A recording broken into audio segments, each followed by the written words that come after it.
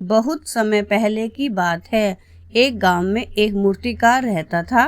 वह ऐसी मूर्तियां बनाता था जिन्हें देखकर हर किसी को मूर्तियों के जीवित होने का भ्रम हो जाता था। आसपास के सभी गांवों में उसकी प्रसिद्धि थी, परंतु उस मूर्तिकार को अपनी कला पर बहुत घमंड था। एक समय ऐसा भी आया जब मूर्तिकार को लगने लगा कि अब उसकी मृत्यु निकट है और वह अधिक समय तक जीवित नहीं रह सकेगा। उसने यमदूतों को भ्रमित करने के लिए एक योजना बनाई। उसने अपने जैसी दिखने वाली 10 मूर्तियां बनाई और खुद उन मूर्तियों के बीच जाकर बैठ गया। जब यमदूत उसे लेने आए तो एक जैसी 11 आकृतियों को देखकर दंग रह गए। वे पहचान नहीं पा रहे थे कि उन मूर्तियों में से असली मनुष्य कौन है।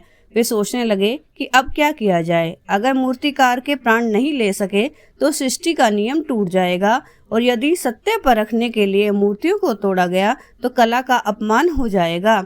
अचानक एक यमदूत को मानव स्वभाव के सबसे बड़े दुर्गुण अहंकार को परखने का विचार आया। उसने मूर्तियों को देखते हुए कहा, कितनी सुंदर मूर्तियां बनी हैं, लेकिन मूर्तियों में एक त्रुटि है।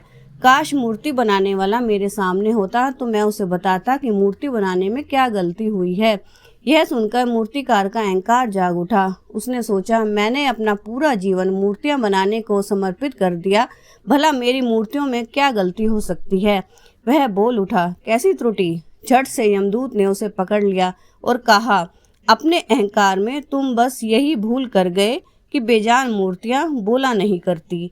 इस कहानी की शिक्षा यही है कि अहंकार हमेशा ही इंसान के दुख और परेशानी का कारण बनता है। यदि कोई गुण हम में है तो यह भगवान की कृपा है। कभी अहंकार ना करें और अपने प्रत्येक कार्य में प्रभु का धन्यवाद करते रहें। राम राम जी।